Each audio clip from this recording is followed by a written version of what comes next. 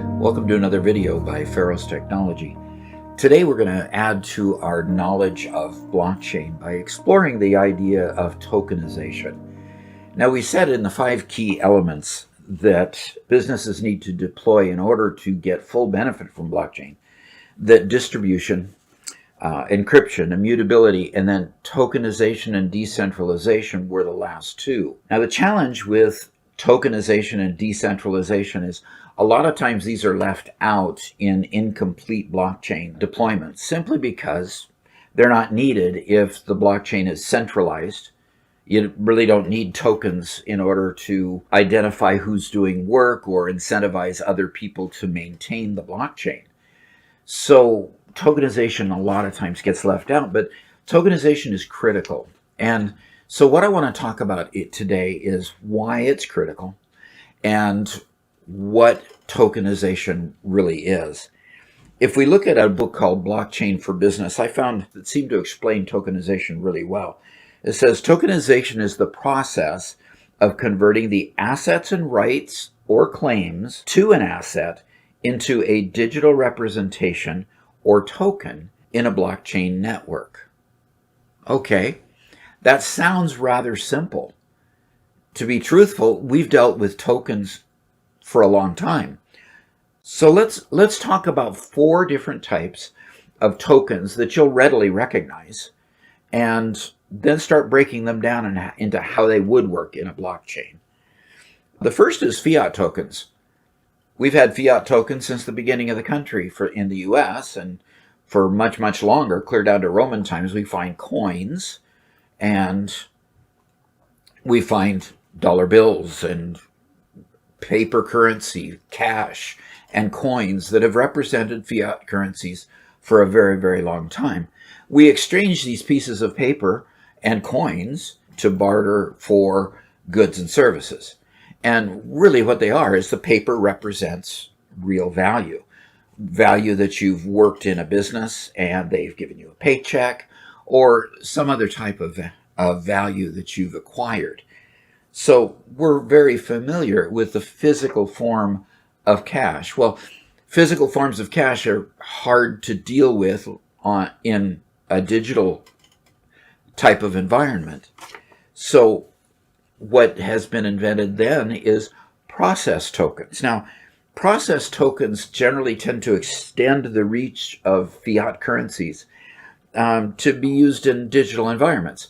I'm sure you're familiar with Apple Pay and Samsung Pay. Apple Pay and Samsung Pay both use a system called EMVCO.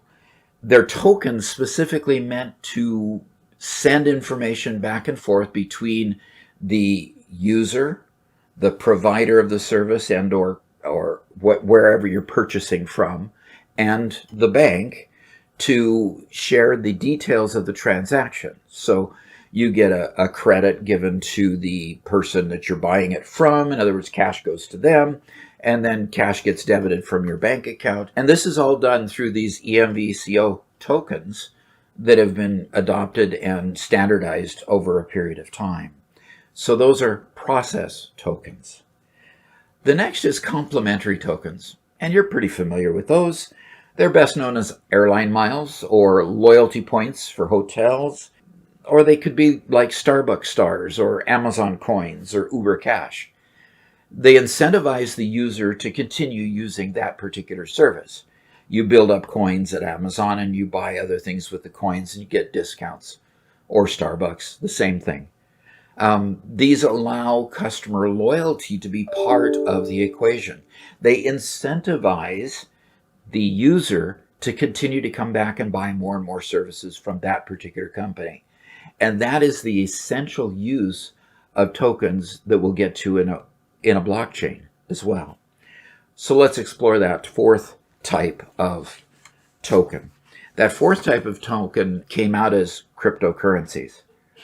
Now, cryptocurrencies are digitally native currencies. In other words, Bitcoin exists because blockchain exists. Bitcoin started the blockchain revolution and built up its ability to make sure that nobody double spent their coins by creating a blockchain that could be encrypted and distributed ledgers that would be verified and kept in sync so that no one person could double spend any coin to two different vendors and get product twice as much. The double spend problem had been a problem for a long, long time. And finally, Satoshi Nakamoto, who created Bitcoin, or what we know today as the current blockchain that we're just exploring, he solved that double spend problem there. Okay. Now, there's several different categories of cryptocurrencies. You know, I use Bitcoin as an example a lot, but there's Bitcoin and there's Ethereum, there's Litecoin, and there's a lot of different types of coins that were native currencies at the very beginning. So, but there's three other types of cryptocurrencies that break down into different categories as well. First off, there are utility tokens that are used for crowdfunding sources, for example. They only exist for a short period of time. So a blockchain is created to fund a particular project. Once the project is completed, the tokens represent a percentage or a value that you would then apply to the purchase of the particular product under development, so that once the product is developed, people then get their products. We're very familiar with crowdfunding sources in other areas as well. Then there are security tokens.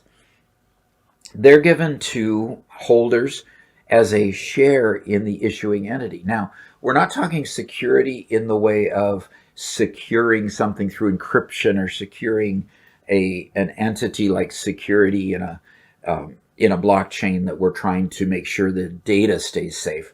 We're talking about securities as in stock market type securities.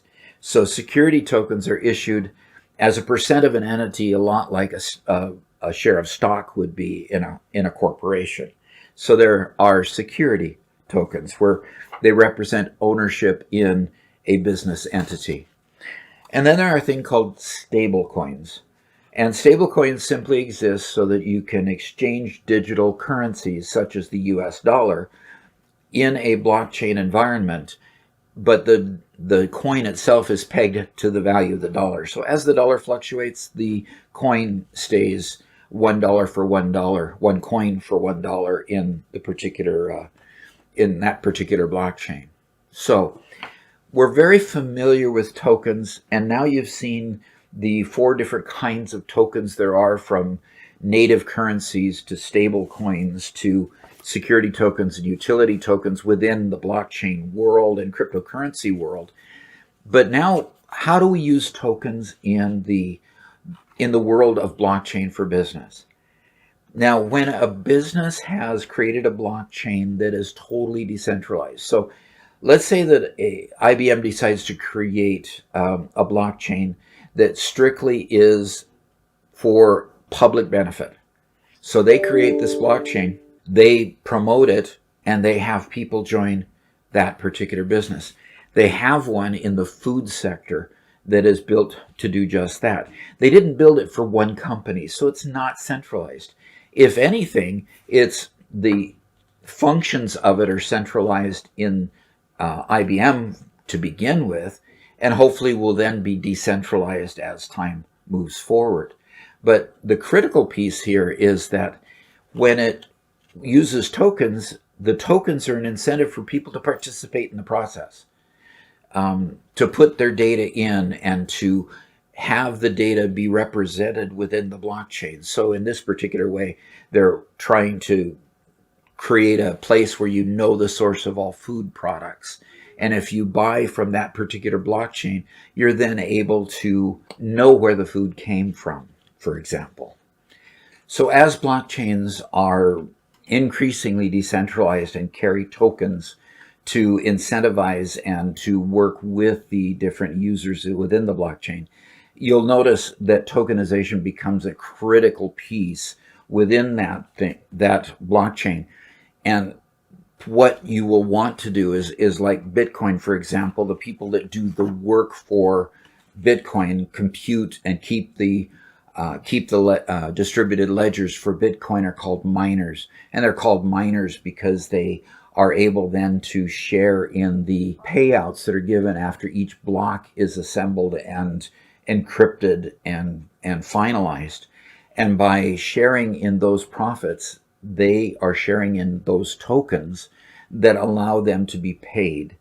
And so when a distributed blockchain has people who do work to maintain the blockchain, have servers in order to have enough technology in the blockchain in order to keep it going like it would in a Bitcoin mining farm, for example, you will see tokens being used as payment to pay various individuals for the various work. You'll see tokens that instantiate smart contracts and show and carry information. For the GDPR, for example, the token will have all that personally identifiable information. And when a person wants to take their information out of the particular system, it'll be very easy in a blockchain environment to show that the data has been removed, because it's as simple as disconnecting the token from the rest of the data and destroying the token. So everybody will know that that token no longer exists on the system and can easily be audited and verified. So GDPR compliance becomes a lot easier in the face of having tokens available in the system as a decentralized blockchain. So I hope you've enjoyed the content that we've shared today, and I hope that you join us again. Thank you. I want to thank you so much for viewing this video. We have great content on the site, and I'm putting more content out every single day. There's a link to one of them on the side of the screen over here. Also, please help me grow the channel by subscribing. So hit that subscribe button a little bit lower on the other side of the screen, and hope to see you again. Thanks.